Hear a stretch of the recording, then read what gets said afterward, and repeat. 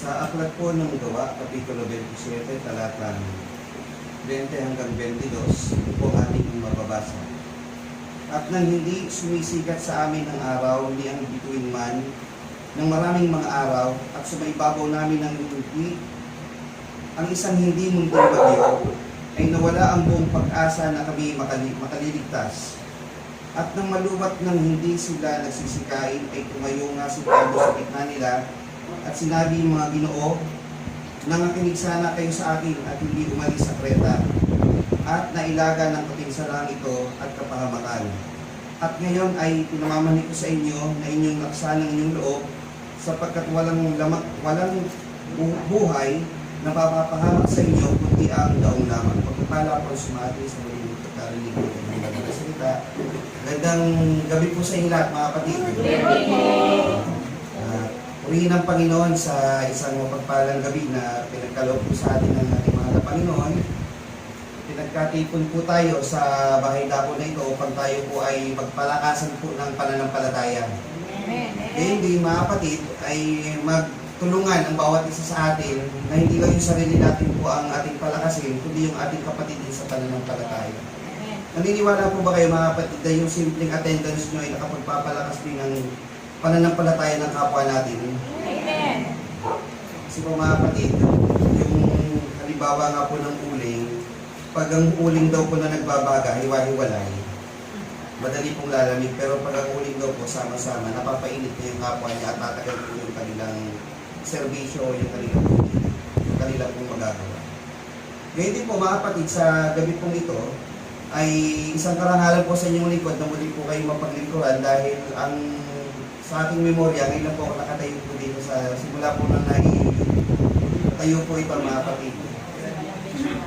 Na-relocate. Ang huli ko po, doon pa sa Bulela. Natatandaan niyo pa po yung paksa. Kanina po naalala ko yung kay Sakay. Yun po yung panahon na anong oras pa po ninyo, alas 9, kami nag-alas 7 na. Tapos, may tumawag sa Kupang, kailangan daw ng punta sa Malanday na biglaan. Katatapos ko lang po magturo doon. Tapos diretso po ako, turo din po ako doon sa sa Malanday. Kasama ko po yung tatay ko, kaya po memorable po yung panahon na yun. Kaysa kayo po. Ngayon po, mga kapatid, ayon po sa nabanggit po ng Pastor Jun La Chica, na ang topic daw po ngayon daw ay historical. Tama po ba? Kaya po, sabi ko kay Kajun, ipipili po ako ng paksa na historical. May problema lang po doon. Ang problema po, pag historical po ito, magtatanong po ako sa inyo, handa po ba kayong mapuyat, mga kapatid?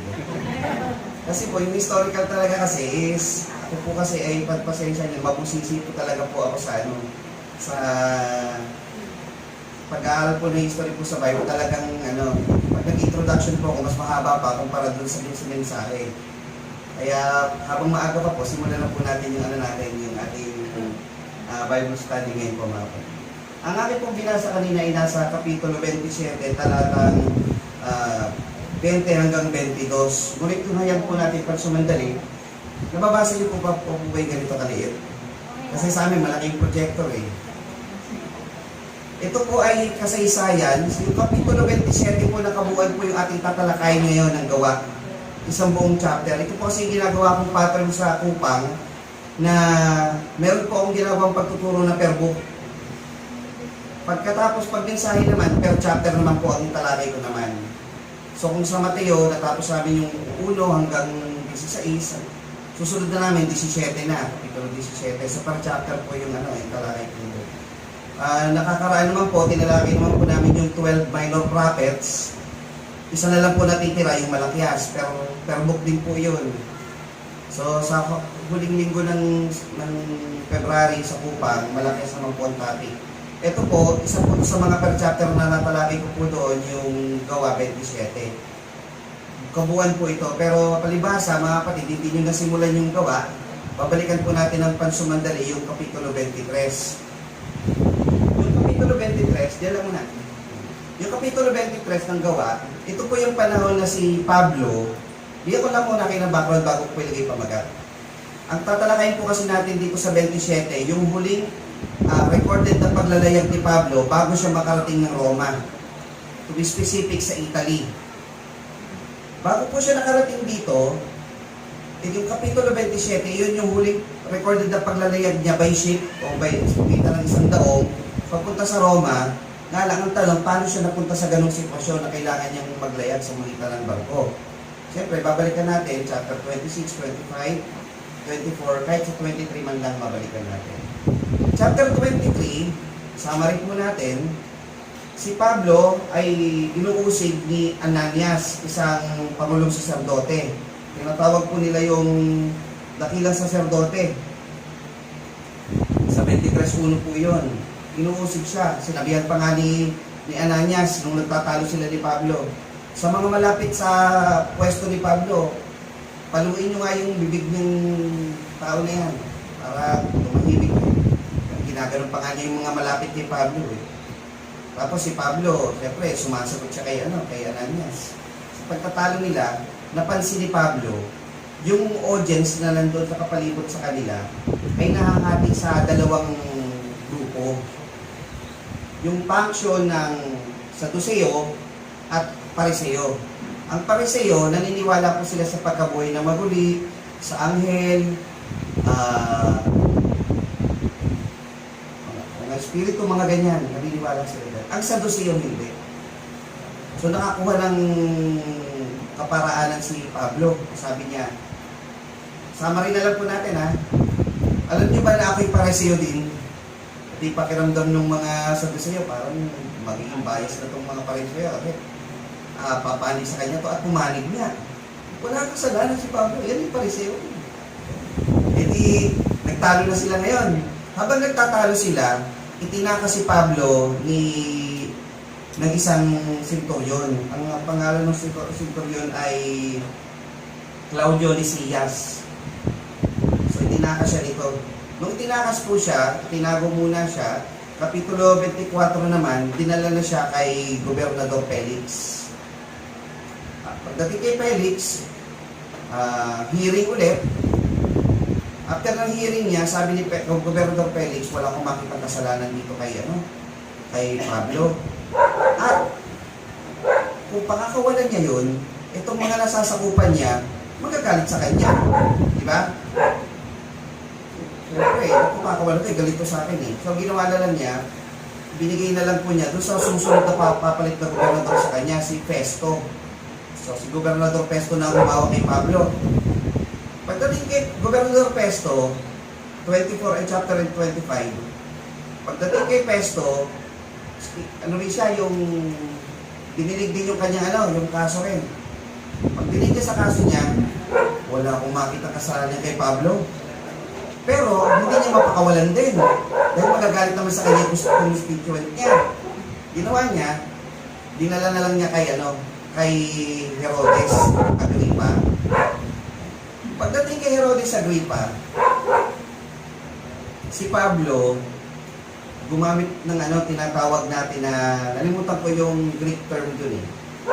Ay yung, sa English natin, yung appeal. Dahil pag ikaw ay isang Romano, sa history, meron tayong tinatawag na privilege. Pag ikaw ay kahit puro o dual citizenship, pwede kang umapil ng kaso mo. Pag wala na talagang pag-asang makakalaya ka, gamitin mo na yung natitira mong pag-asang paraan, yung appeal of being a Roman citizenship. Sabi niya kay Agrippa, Romano siya, gagamitin yun. Dalhin niyo ako kay Cesar para doon dinggin yung aking kaso. So itong si Agrippa, sige. Pero pakinggan ko muna, kung gusto ko rin marinig talaga yung side mo, ano talaga nangyayari dito? Sino ba to? Pinakinggan niya si Pablo. Kaya pag nababasa niyo yung chapter 26 ng Gawa, ito yung panahon na si Pablo, sinasummarize naman niya yung buhay niya, na siya tinawag ng Panginoon sa katanghaliang tapat. Sabi ng Panginoon, Saulo, ba't mo ako pinag-uusig? Mahirap para sa iyo ang sumigat sa mag-ulit. So, kinuwento niya yon hanggang sa dumating na kinuha na siya ng Panginoon, ginawa siyang sisidlang hirang, nangaral siya sa mga kapatid, at sa mga hintil, nakilala niya yung mga kapatid. Tapos, itong si Agrippa, ganito nag-reaction. Sabi niya dito sa 26, ang ganda ng talata dito. At sinabi ni Agrippa kay Pablo, sa kakaunting paghihikayat ay ibig mo akong maging Kristiyano. Dinindinig ko lang yung kaso mo eh. Bakit parang i-evangelize mo na ako? Yan. Ayan, ano sagot ni Pablo? Verse 29. At sinabi ni Pablo, loobin nawa ng Diyos na sa kakaunti o sa marami man ay hindi lamang ikaw, kundi pati ang lahat ng nagsisipakinig sa akin, ngayon ay pawang maging katulad ko naman, panging lamang sa mga talikalang ito. Hindi lamang ikaw, kundi lahat ng nakikinig sa akin, gusto ko maging kagaya kong Kristiyano na tagasunod ni Kristo. Hindi ko lang magawa kasi may talikala ako, nakakadinahan ako, isa akong prisoner. So para makalaya ako, payagan mo na ako. Makarating kay Cesar sa Roma. So for short, si Agrippa, walang nakitang kasalanan kay Pablo, pinayagan siya maglayag papunta ng Roma. Ayun, dito po tayo mag-uumpisa ng, ng chapter 27. So may background na po kayo ng chapter 23, 24, 25, and 26. So, pinakamabilis po natin na summary. Ang pamagat po ng ating Bible study po ngayong gabi, mga kapatid, ay ayan, hope and faith. Lessons of encouragement by hope and faith. Kanina po mga kapatid ay may narinig tayong awit kay Jesus agad umasa ka.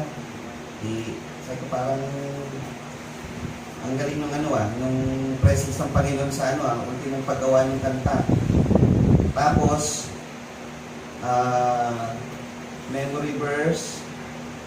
May dalawang nag-memory verse na gagamitin ko sana. Isa kay Sister Janet sa awit. Meron pang isa rin po sa pag-asa ng memory verse din. Hope and faith. Bro, bakit kasaysayan pero bakit parang topical yung topic mo? Kasi po mga kapatid, yung gagawin natin yung style, sa pagkuha po natin ng buong kapitulo, kukunin natin yung mga detalye po doon habang itinukwento natin siya. Tapos ano po yung mga makukuha nating mga aral habang kinukwento po natin yung nangyayari dito sa paglalayag ni Pablo. At alam niyo po ba, na itong paglalayag ni Pablo, in human history, isa po itong chapter 27 sa pinakakilala, famous, na mga kwento ng shipwreck sa buong mundo po. Isa ito, hindi po ito ang pinaka. Kumbaga, isa po sa mga, kung may top 10, sa dami-dami po ng mga istorya sa buong mundo po ng mga nasiraan ng daong na sinasakyan sa dagat, gaya ng Titanic, mga ganyan. Ito po ay isa sa 10 na yun, ang pinaka. Dahil isa po sa pinaka-detalyado ang nangyari. Dahil po sa pagsulat din ni Lucas. At ginawa din po ng mga scientifico, ano ba yung mga archaeologists ba yung nagsisiyasat ng mga artifacts? Tinignan nila kung totoo ba yung mga nangyari dito sa chapter 27 at marami silang nakuhang ebidensya na physical na nagpapatunay sa nangyaring ito sa kasaysayan sa Biblia, na nagpapatunay na ang ating pong binabasa sa Biblia ay totoo. Hindi po siya katang-isip, hindi po siya inilikha lamang ng magaling na katalinuhan ng tao, kundi galing talaga sa Panginoon, totoo siya. At pinatutunayan po iyon ng mga nahuhukay at nadidiscover mga bagay-bagay na may kinalaman po sa kasaysayan. Ang tema po natin mga kapatid ay Lessons of Encouragement by Hope and Faith. Ating po kinuha sa chapter 27 verse 18 and hanggang 22 ng Luka. Babasahin po natin pansumandali yung sa 18. At sapagkat lubhang nakikipaglaban kami sa bagyo, nang sumunod na araw ay nagsimula silang magtapon ng lulan sa dagat. Ito po yung panahon na nung nakasakay na sila sa barko o sa daong, alam niyo po ba yung ganong sistema? Nakakanood na kayo ng mga ganong mga movie. Pagka daw masisira na daw barko, totoo po ba yun? Dapat itapon yung mga para daw kumaan at makasunod na lang sa hapay kaysa masira lahat. Nang ikatlong araw, ito patatandaan nyo to mga kapatid, yung mga detalye na to. At nang ikatlong araw, ay kanilang ipinagtatapon ng kanilang sariling kamay ang mga kasangkapan ng daong. At nang hindi sumisikat sa amin ang araw niyang mga bituin man ng maraming mga araw, ay sumaibabaw namin ng isang hindi munting bagyo. Hindi munting bagyo. Ibig sabihin, ay nawala ang buong pag-asa na kami makaliligtas. At nang maluwat ng hindi sila nagsisikain, ay tumayo nga si Pablo sa gitna nila at sinabi, mga Ginoo, nakikinig sana kayo sa akin at hindi umalis sa Creta. Narinig niyo yung Creta, yung Crete. Sa mapa, pag nakita nyo yung Italia, ang korte ng Italia, korteng boots o bota. Parang sapatos na pahaba, di ba? Ganun po yung korte mo sa mapa pag nakita nyo. Sa ilalim po no, may dagat, tapos Creta, ito po, ganun kaliit po yung doon sila nakarating. At nailagan ng kapinsalang ito at kapahamakan. At ngayon ay pinamamali ko sa inyo na inyong laksa ng inyong loob sapagkat walang buhay na makapamak sa inyo kundi ang daong lamang. So gaya po ng ating nabanggit kanina sa chapter 23, si Pablo, dinala po ng mga pariseo. Ito yung nagsabi na si Pablo na siya'y pariseo rin. Anak ng pariseo. Pagdating po sa chapter 24,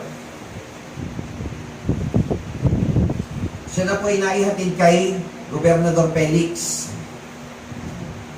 Chapter 24:1-2. Ito naman po yung pagkaraan 5 araw ay lumusong ng Pangulong Saserdote si Ananias kasama ng ilang matatanda at si Tertulo na mananalumpati. Inusig po nila si Pablo. Sa 24:7, dinala naman po siya. Sabi doon, datapwat ng maganap ang 2 taon si Felix ay hinalinhan ni Porcio Festo. So, pumalit na gobernador kay Felix ay si Festo. At pagkaibig ni Felix na siya'y kalugdan ng mga Hudyo, pinabayaan sa mga taligala si Pablo.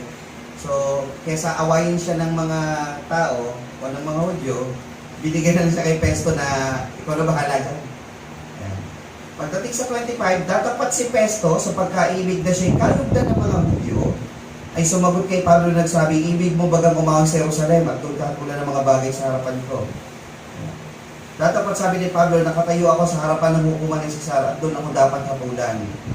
So, nakikipag-usap na siya rito ngayon kay Festo na gobernador na pumalit kay Felix.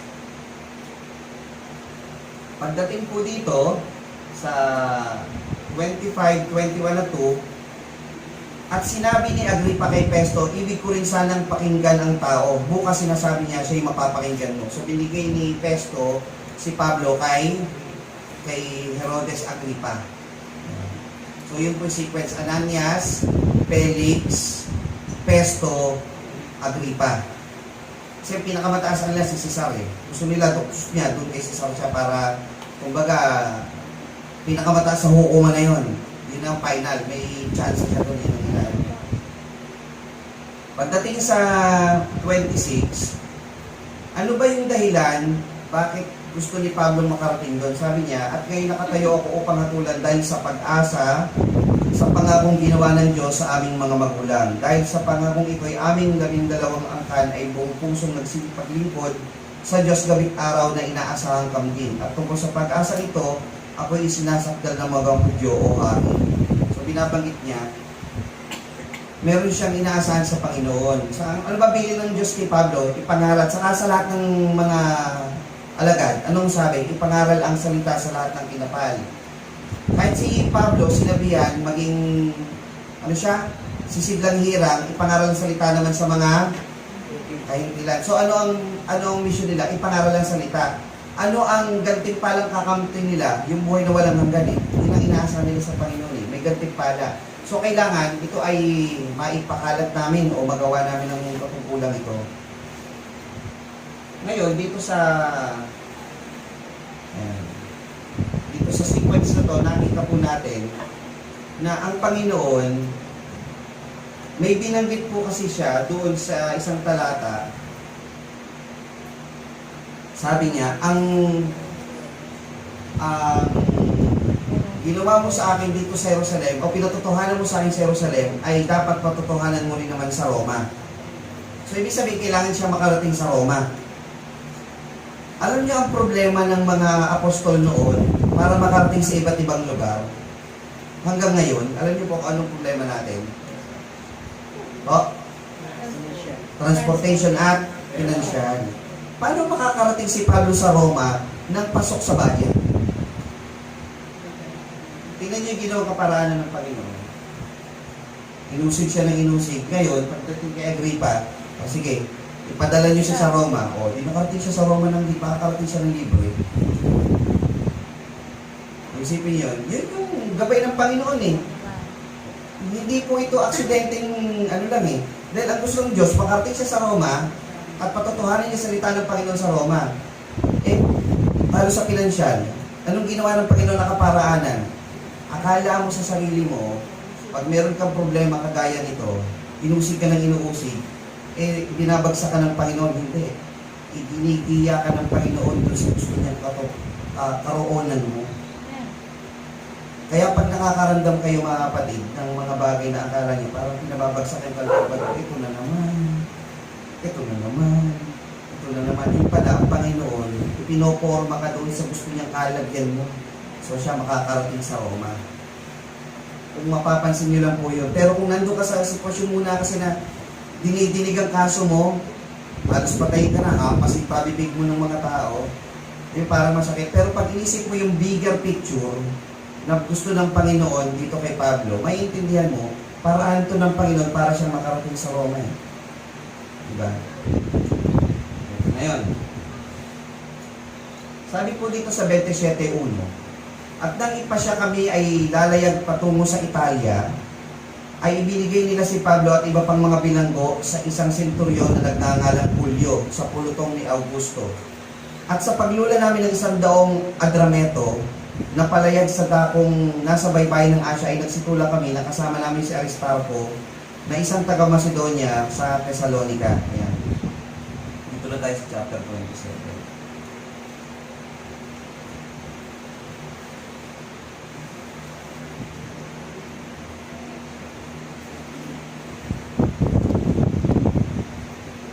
Pagdating po dito sa 27:4-6, at nang kami magsitulak buhat doon, ay nagsilayag kami na nagsipanganlong sa Chipre sapagkat pasalong nga ang hangin.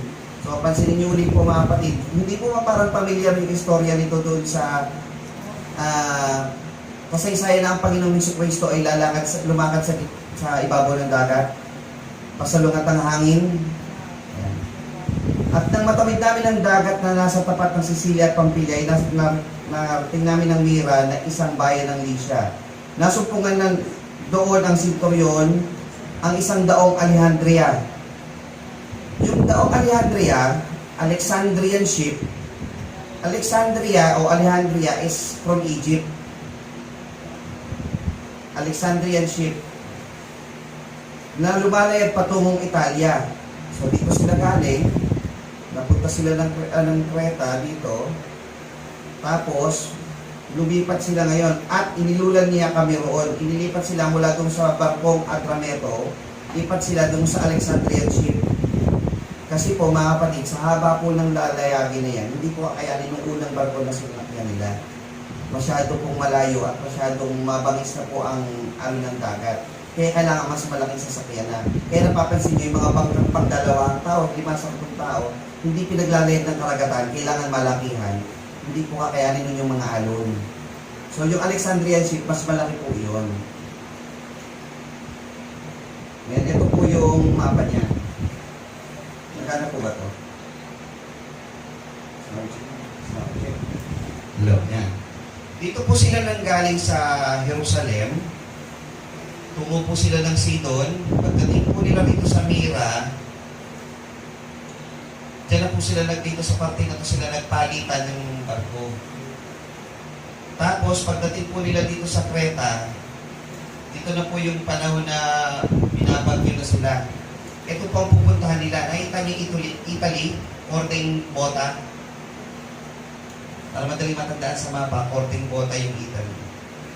Yan po yung dadaanan nila. Dito naman sila inabot doon tinatawag na Euroclydon o yung pinakamalakas, o isa sa pinakamalakas na uri ng bagyo na dadanasin ng isang taon naglalayag sa Mediterranean Sea.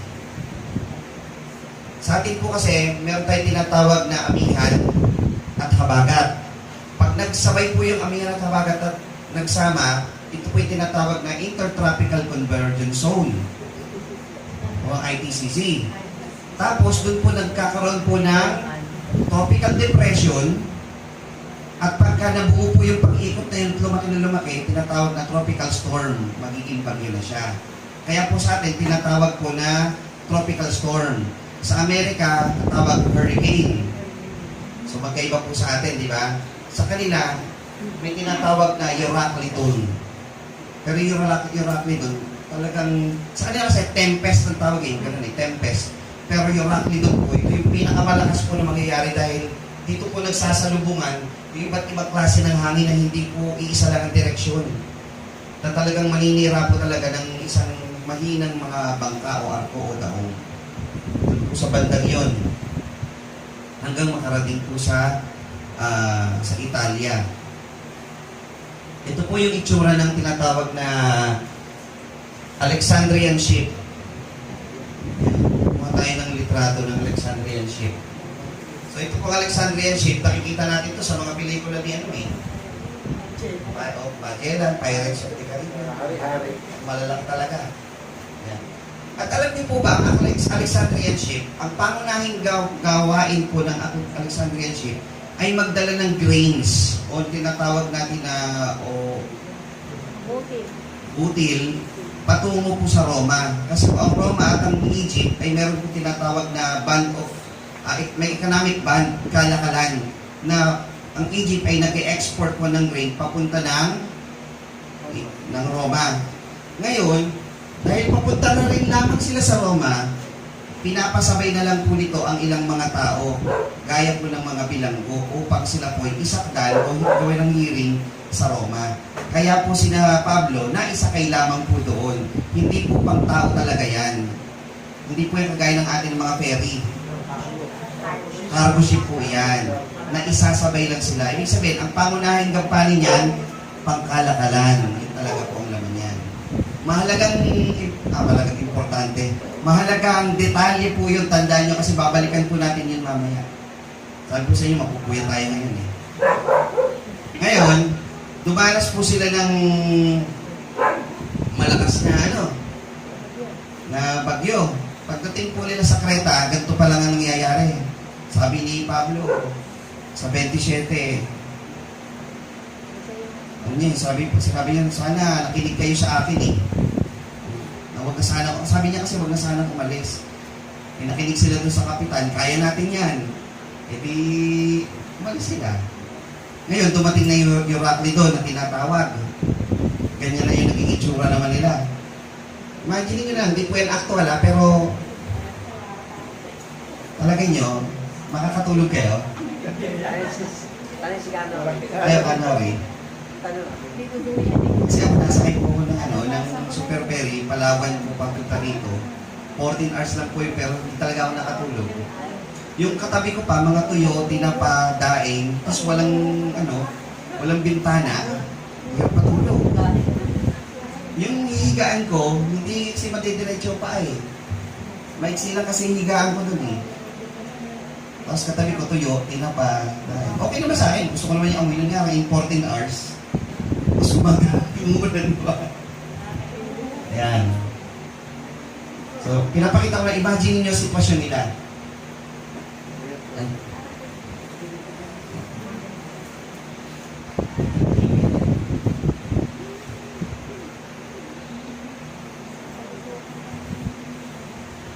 Balik. Ayan. Ito pong Alexandrian ship, mga kapatid. Ito po ang nilalaman niya nung sila po ay naglayag. 276 na tao.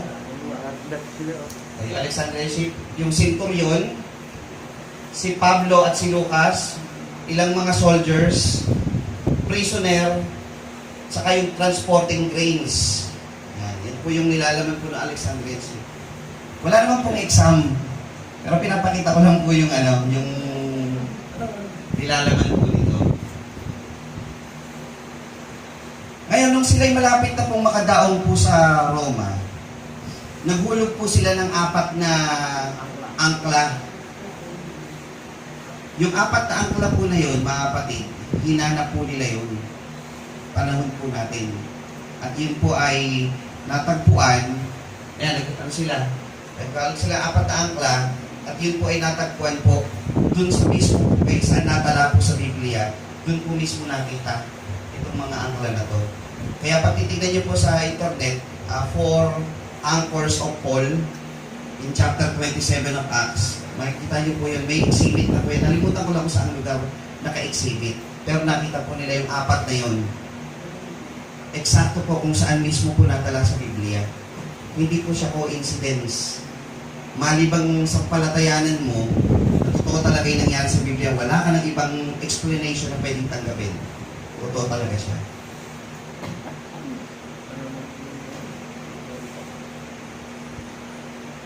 Ngayon, pupunta na tayo sa ating, balikan natin yung ating pamagat.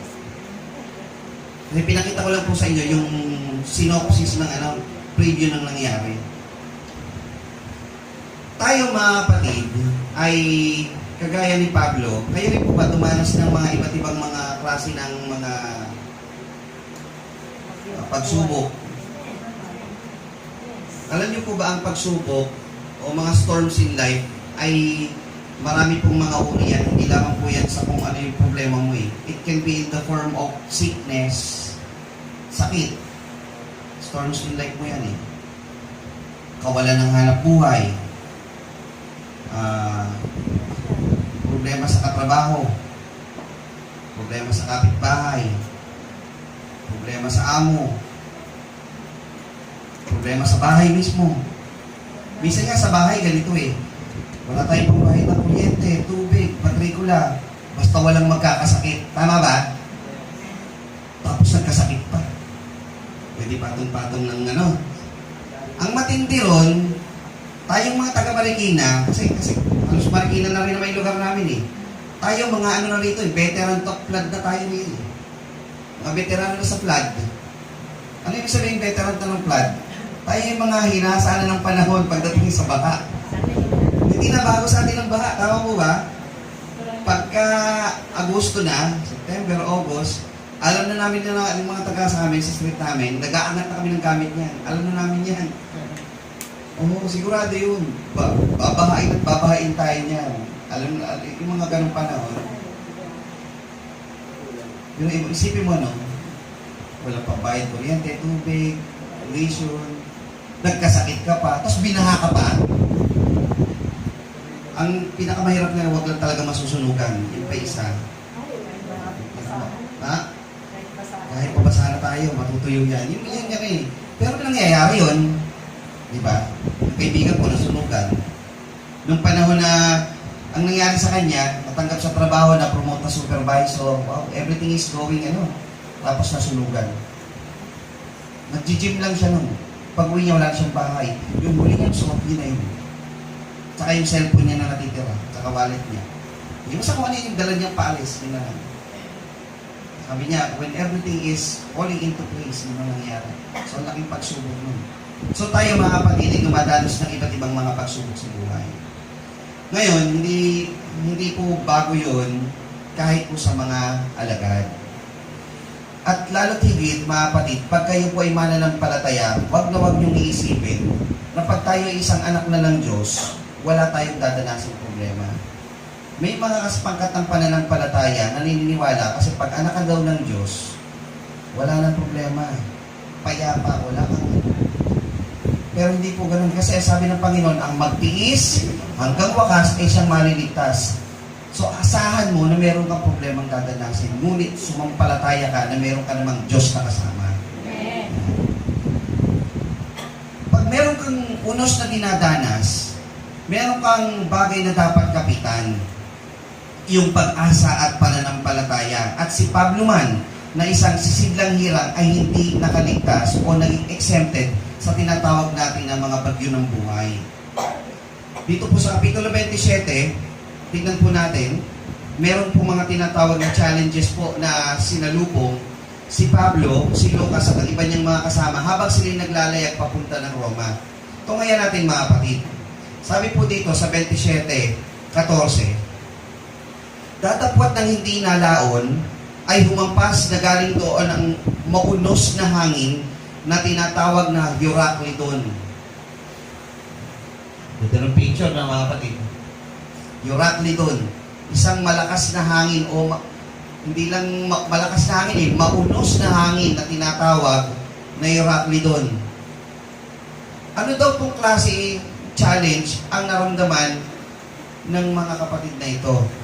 Sabi, ito po yung tinatawag natin na challenge na tinatawag na storm. O storm sa buhay.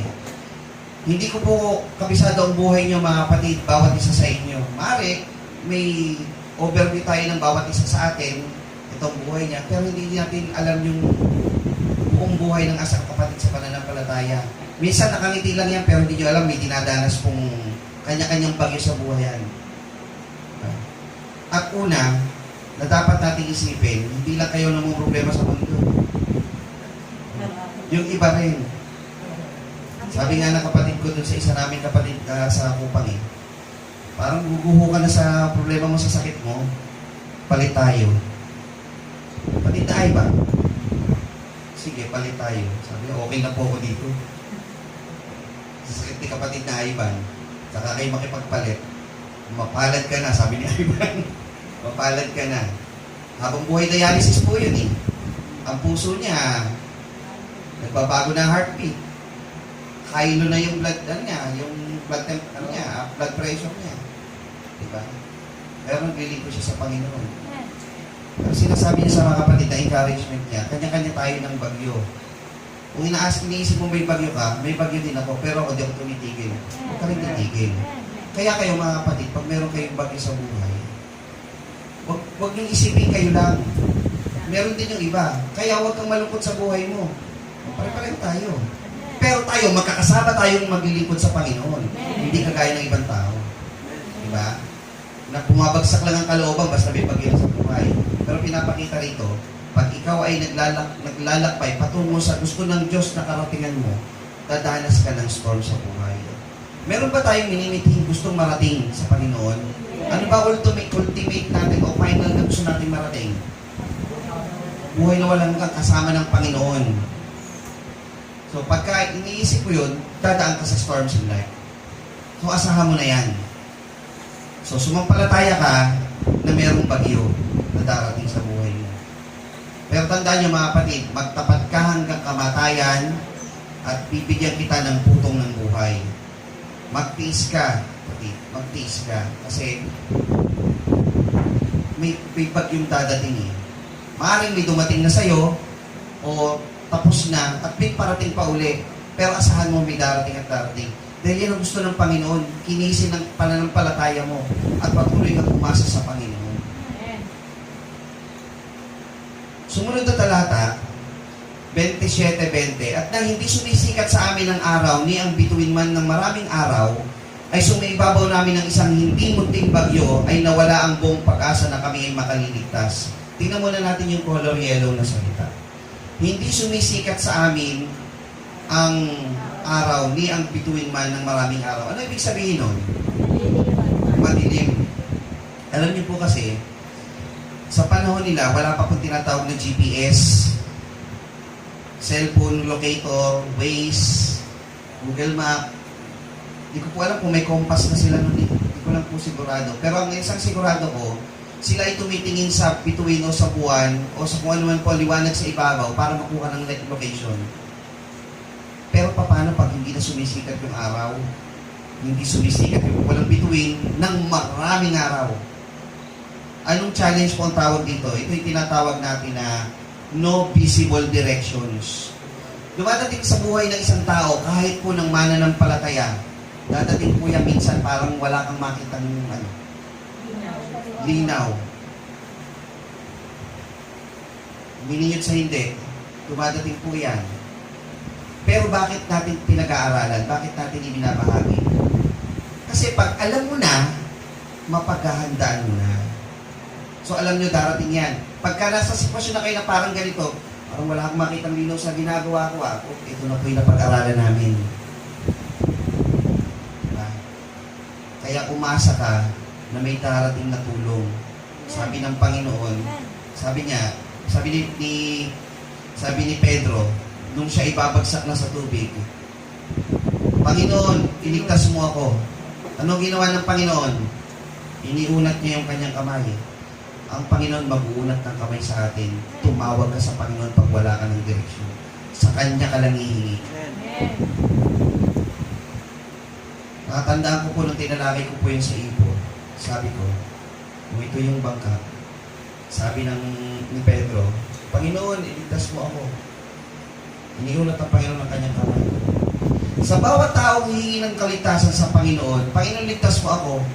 Paano iuunat ng kamay ang Panginoon niya para ma-reach ang lahat ng tao na gustong maligtas ng sabay-sabay?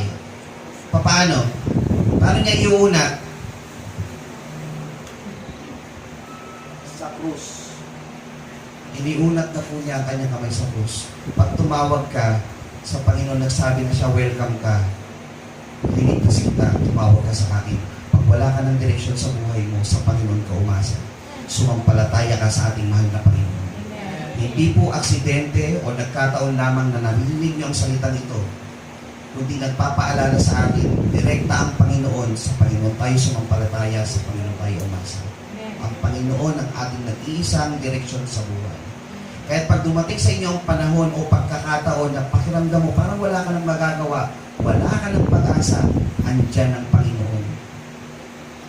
Nagpapaalala sa atin ngayon, dumating man sa iyo yung no visible directions ng maraming araw sa iyong buhay, nakatingin pa rin sa iyo ang Panginoon ng malinaw na malinaw. Sa 27:4, at nang kami magsitulak buhat doon, ay nagsilayag kami na nagsipangalong sa Chipre sapagkat pasalunga ang hangin.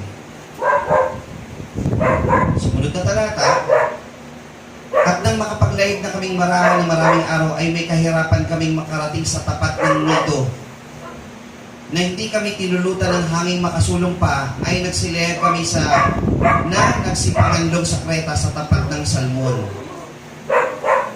18, sapagkat lubhang nakikipaglaban kami sa bagyo, nang sumunod na araw ay nagsimula silang magtapon ng lulan sa dagat. Alam niyo mga kapatid, nakikipaglaban silang lubha sa bagyo. Ito po yung tinatawag natin na hardship sa buhay.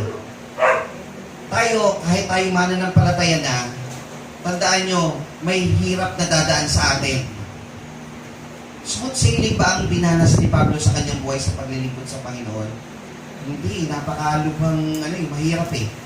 So tayo mga kapatid, hindi man tayo pare-pareho ng ministeryo, pero may kanya-kanya rin tayong hirap na dinadaanan kung paano tayo nagtitiis, kung paano tayo naglilingkod sa Panginoon. Masarap maglingkod sa Panginoon ang pinaghihirapan mo yung ibang bagay na nandito sa lupa.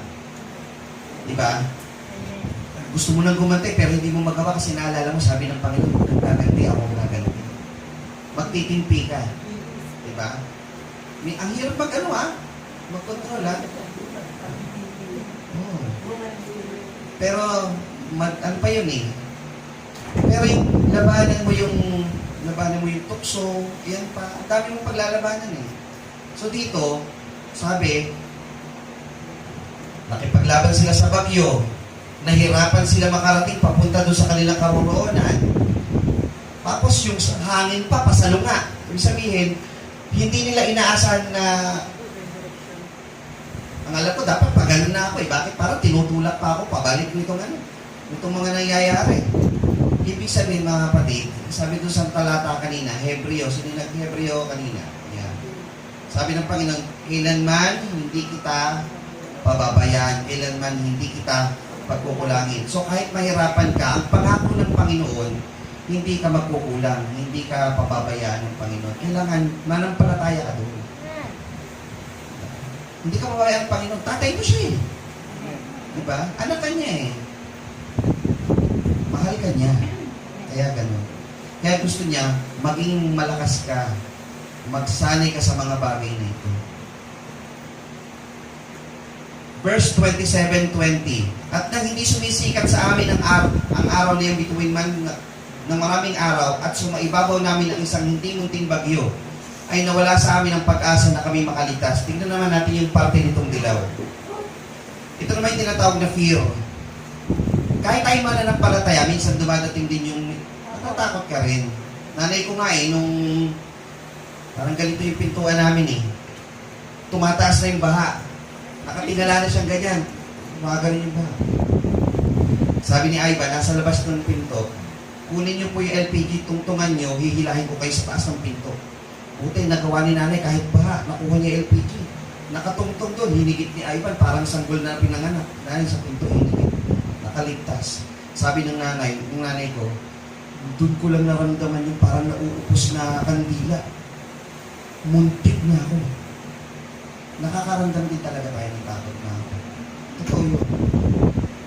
Pero dahil narinig nyo na ito, pag dumating sa inyo yung takot, alam nyo na, nasusulat naman talaga.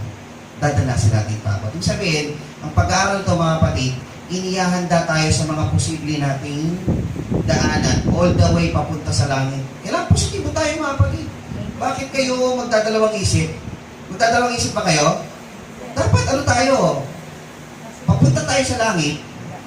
Kailangan, handa tayo. Alam natin yung mga dadanasin natin. Hindi po madali. Pero kailangan, positibo ka. Nananampalataya ka Yun ang gusto ng Panginoon. Yun din ang gusto mo. Bakit nagdadalawang isip ka? Kailangan, sigurado tayo. Banggitin natin diretso mga kapatid. Habang tayo ay nagsisikap, papunta sa langit, ito yung mga dadanasin natin. Kung may kinatatakutan ka mang mga bagay na mangyayari sa buhay mo, o sa pamilya mo, normal po yan mangyayari. Pero tandaan nyo mga kapatid, umasa kayo ng Panginoon.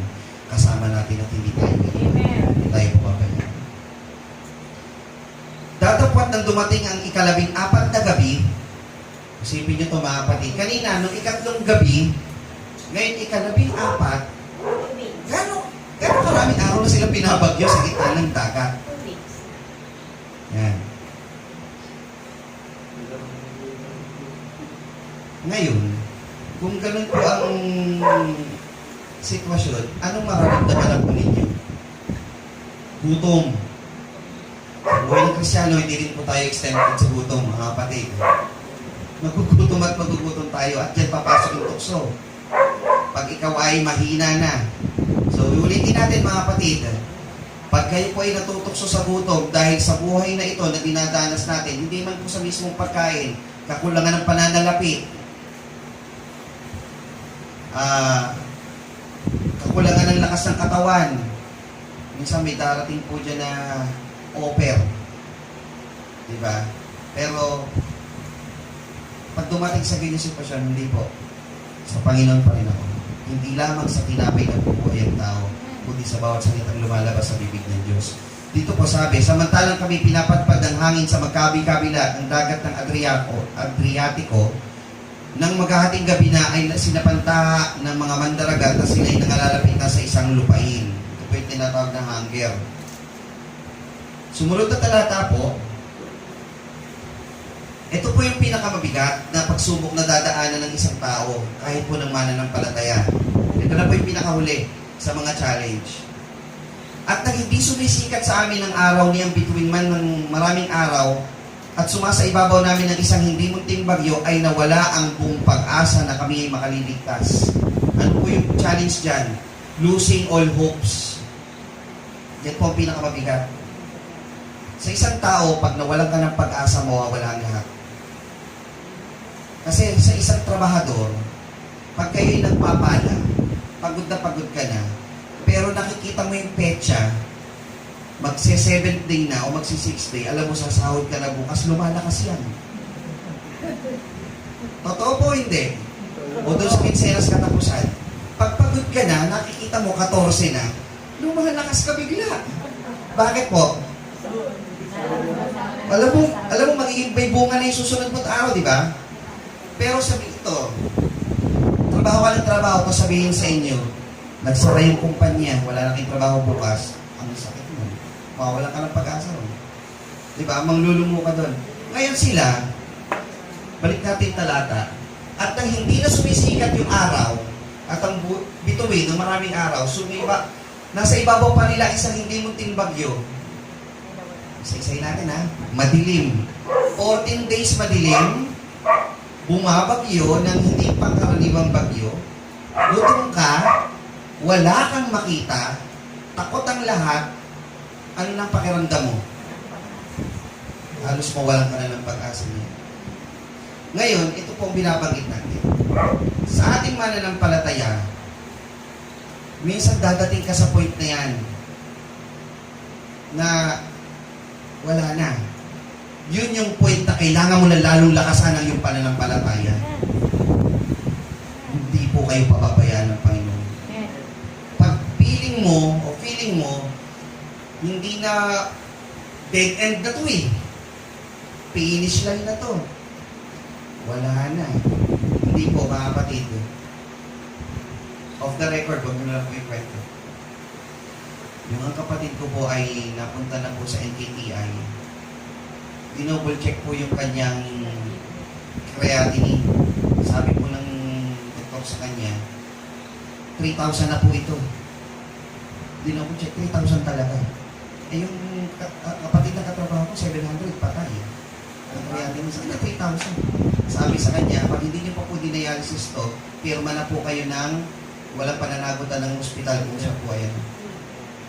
O i-dialysis nyo na. Decision kami, dialysis. Binulong po sa akin ng doktor. Tatapatin kita. Siguro mahaba na 1 taon. Sulitin nyo na kapatid mo. 1 taon. Pero po yun ng Panginoon, 6 na taon na po kapatid ko. Yung kapatid ko, sabi ko sa kanya, sino ang magpapasya ng buhay mo?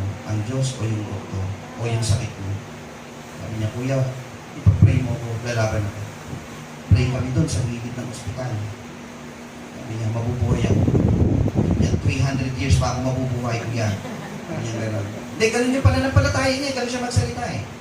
200 years, 300 years, mabubuhay pa ako. Tapos ngayon, hindi niya na iniisip yung sakit niya. Normal siya nabubuhay. Sabi, hindi, ano yung buhay niya. Pag pakiramdam mong wala ka ng pag-asa, doon mo lalong ilagay ang buhay mo at pananampalataya mo sa Panginoon. At ang Panginoon ay hindi po makakalimot sa isang taong tapat na tumatawag sa kanyang pangalan. Tandaan niyo mga kapatid. Tawag po doon na challenge is yung losing all hopes. Isipin niyo mga kapatid, na wala ang buong pag-asa na kami makaliligtas. Si Lucas po ang nagsulat niyan.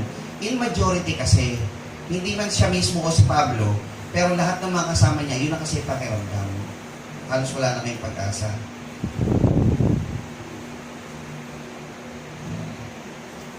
Ito naman. So ito po yung 6 na challenge na ating pong binasa. Kasi kalawang bahagi na tayo ngayon. Wow. Sabi po sa inyo mga kapatid, susulitin po natin yung ating gabi. Hope and faith, ikalawang bahagi. Ito naman po yung tinatawag na God's encouragement. Ang tema po natin, lessons of encouragement by hope and faith. Ano naman yung gustong ipahiwatig ng Panginoon o ituro sa atin sa mga nangyayaring sa ating buhay sa magitan ng kapitulong ito?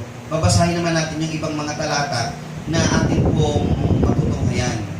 Sa 27:9, at nang magugol na ang mahabang panahon at mapanganib na ang paglalayag sapagkat nakalampas na ang pag-ayuno, ay pinamanikan sila ni Pablo.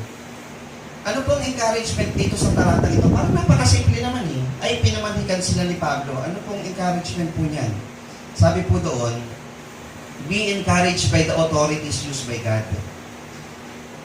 Kami po mga kapatid, sa amin pong pangangaral, pag-preach po sa inyo, kami po'y namamanhik sa inyo mga kapatid. Ipinamamanik namin sa inyo ang salita ng Panginoon, inyo po sana itong i-treasure, yakapin, pahalagahan. Na huwag babaliwala po yung salita. Dahil itong salita na ito, ang magiging susi po sa katibayan ng pag-asa at pananampalataya na inyong gagamitin sa inyong pang-araw-araw na buhay. Kagaya po ni Pablo. Na itong mga kapatid na ito, kung sila sana'y nakinig kay Pablo, ito sana ang kanilang ginawa, hindi sila sana umabot sa ganitong sitwasyon. Pangalawa, sabi po doon sa sumunod na talata, at ngayon ay ipinamamani ko sa inyo na inyong laksan ng inyong loob sapagkat walang buhay na mapapahamak sa inyo kundi ang taong lamang. Tingnan niyo po yung pangalawang sentence na inyong laksan ng inyong loob. Ano po ang encouragement dito? Sabi dito mga kapatid, be an encouragement to others. Nung panahon na bumabagyo, Yoracli doon, binabagyo, madilim ang lahat, wala na kayong pag-asa, nandoon kayo, may sumigaw ganito, mga kapatid, wala nang bukas, patay na tayo. Tingin nyo mga kapatid, wala na. Talagay nyo, anong pakikiramdaman ng mga ibang tao? Wala na. O, gaanan natin ng konti. O, nandoon kayo. Ang isisigaw ng isa, Patid na Melvin, pag ikaw ay nabuhay, kamusta mo na lang ako sa pamilya ko? Palagay ko, hindi ko. Pag may nabuhay na isa dito, mapalad na yun. Palagay nyo, kagaan ang loob nyo, wala na, finish na. Sumigaw kayo ka. Yung alam niyo yun, naghihirap kayo, tapos ang isisigaw ng kasama niya, wala na, finish na. Pero sa napakagandang timing, sa napakagandang pangungusap, sa isang napakagandang sitwasyon, na naghihirap ang lahat at may sumigaw, laksan nyo ang inyong loob. Sapagkat walang buhay na mapapahamak sa inyo, kundi ang daong lamang. Palagay nyo mga kapatid. So kung kayo namumroblema, kung kayo pa may pagsubok na dinadaanan, lahat ng challenge kanina, pinapamanhik sa inyo mga kapatid, lakasan nyo ang inyong loob. May bukas na darating. Lakasan nyo ang inyong loob. May buhay na walang hanggan. Pagkatapos ng paghihirap na ito, kakasamahin natin ang Panginoon sa buhay na walang hanggan. Lakasan nyo ang inyong loob. Kung inuusig kayo ng kapwa nyo dito, magpabalangin kayo ng loob ng inyong sarili, mapalad ang may bababang puso, kakasamahin natin ang ating Panginoon. Lakasan nyo ang inyong loob mga kapatid. May buhay na walang hanggan ay pinangako ang Panginoon. So yan po yung pangalawang encouragement na binibigay po sa kasaysayan na ito. Sinabi pa dito, be an encouragement to others. At sa takot naming mapadpad sa batuhan, ay naghulog sila ng 4 na sinipete sa hulihan at iniibig na mag-umaga na. Ano po yung aral na makukuha natin dyan mga kapatid? Sa English niyan, they are praying for another day. Pag po tayo ay dumadating na sa panahon ng binabagyo ang ating buhay, ma-encourage tayong manalangin. Hindi ibig sabihin, problemado na nga, nakuha mo pang lumuhod. Iyon nga ang kailangan mong gawin eh. Kasi sino tatawagan mo? Sa Diyos ka lang tatawag. At iniibig na mag-umaga na. Sa English yan, ang ganda niyan eh. They are praying for another day. Meron silang pag-asa na may bukas na darating sa kanilang buhay. Ibig sabihin po nun, be encouraged to pray for a new day. Pag may pagsubok tayo dinarating, dumadanas tayo, manalangin kayo bukas, Lord, gabayan mo po ako na gumising na may bagong pananampalataya at pag-asa mula sa iyo. Bigyan mo po ako ng kalakasan ng pananampalataya para maibahagi ko rin ito sa iba. Alam ko po, may pagsubok ako, pero baka mas malaki pa yung pagsubok nila, makatulong pa ako sa kanila. Huwag akong ilugmok ng sarili kong problema. I'm praying for a new day with you, Lord. Ganun po yung panalangin natin. We pray for a new day. Verse 23, sapagkat ang gabi ito ay tumayo sa tabi ko ang anghel ng Diyos na may-ari sa akin, na siya ko namang pinaglilingkuran. Ito po isa sa mga pinakapaborito kong talata sa kapitulo na ito. Ano ang pinahihiwatig ng talatang ito na maging encouragement sa atin?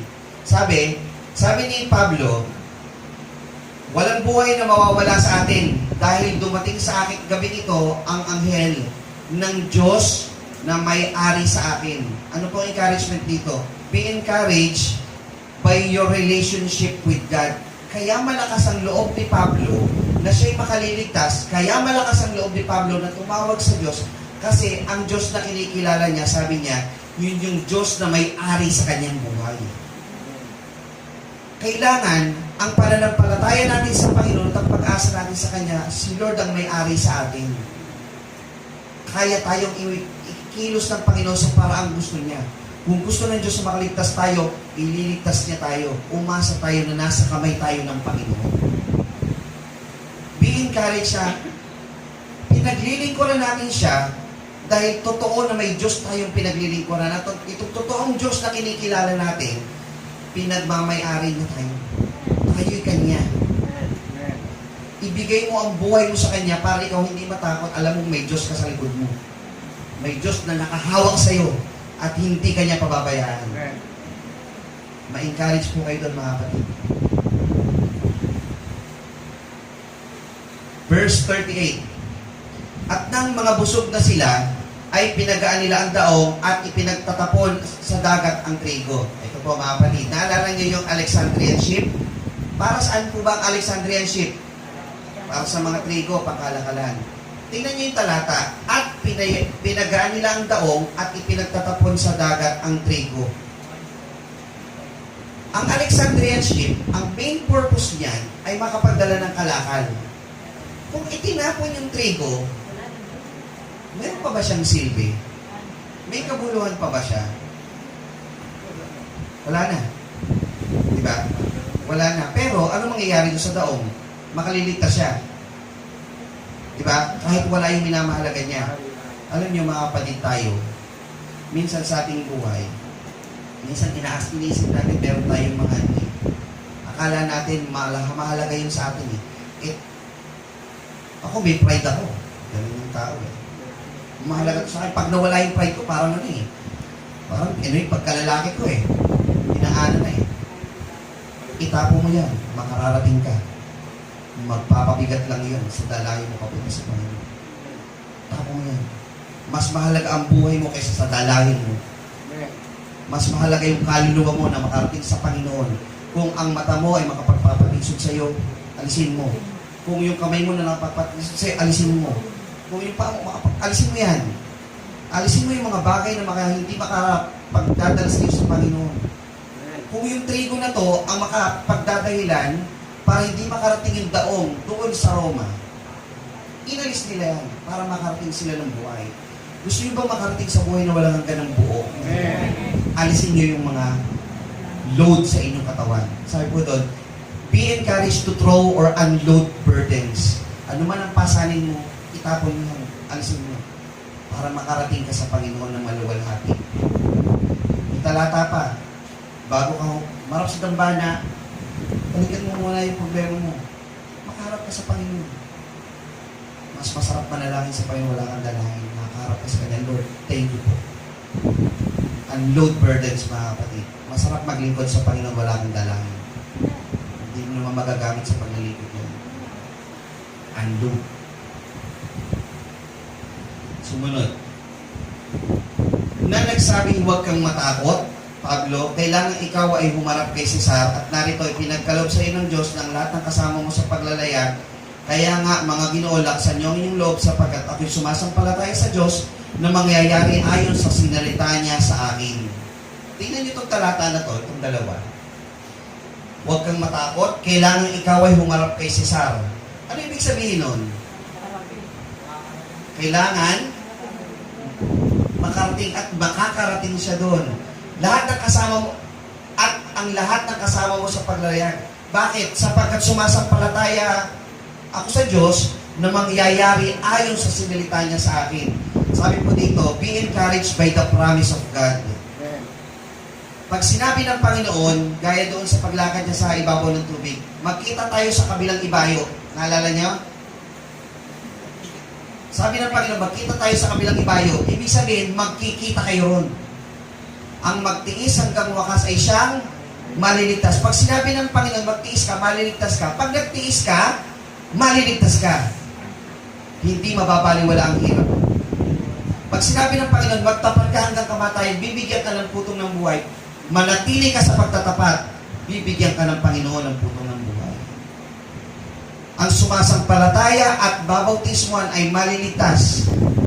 Pag sumampalataya at babautismuhan ka, at nanatili ka sa Panginoon, maliligtas ka. Walang pagsalang, walang dahilan para hindi. Kailangan manatili ka sa Panginoon. Anong pangahawakan mo? Yung pag-asa at pananampalataya mo na may pangako siya sa iyo. Sabi po dito, huwag kang matakot.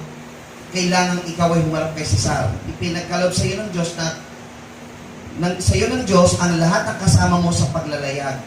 Lahat kayo makararating doon. At sumasampalataya siyang makararating. Ibig sabihin, hindi matatapos ang buhay nila doon sa gitna ng bagyo o sa gitna ng dagat. Kasi ang pangako, makararating sila. So kung sila man may pasa, may sugat, basta sila makakarating. Di ba? Kahit magduguan sila doon, masira man ang damit nila doon, hindi man buo yung sasakyan, basta ang pangako, makakarating kayong buhay, makakarating kayo doon. So tayo mga kapatid, hindi po smooth sailing yan. Di ba? Pero tandaan nyo yung katawan lupa natin, may pangako naman ng Panginoon, di ba? Papalitan ito ng isang katawang walang kasiraan. So, hindi ba kayo na-excite doon? Di ba? Yung buhay doon. Be encouraged with the promises of God. At nang sumunod na gabi ay lumapit sa kanyang Panginoon. Ito po ay sa 23:11. Balikan lang po natin isang talata. At nang sumunod na gabi ay lumapit sa kanyang Panginoon at sinabi, laksan mo yung loob, sapagkat kung paano ang pagpapatotoo mo tungkol sa akin sa Jerusalem, ay kailangang patotohanan mo rin gayon sa Roma. So ang sabi ng Panginoon kay Pablo, kung ano ginawa mo sa akin sa Jerusalem, gagawin mo yun sa Roma. Ibig sabihin, siguradong makararating ka sa Roma, hindi ka mamamatay sa bagyo. Sumasampalataya si Pablo doon. So kayo mga kapatid, kahit anong hirap na dinadanas nyo ngayon, ma-encourage kayo ng Panginoon ay tutupad sa kanyang pangako. Sabi po sa Hebreo, tapat ang nangako. Be encouraged by the promises of God. Ayun. Palapit tayo matapos mga kapatid. Datapwat ang senturyon, pagkaibig na iligtas si Pablo, ay pinigil sila sa kanilang balak. At ipinag-utos na ang mga makalalangoy ay magsitalon at mangunang magsidating sa lupa. Ang nangyari nito mga kapatid, yung mga kawal, yung binabasa ko nga po ito ko, sabi ko, bad? Salbahe itong ibang kawal. Ang sabi kasi, babagyo, tatapos iba, papatayin na lang natin. Sabi gano'n ng kawal. Alam niyo bakit?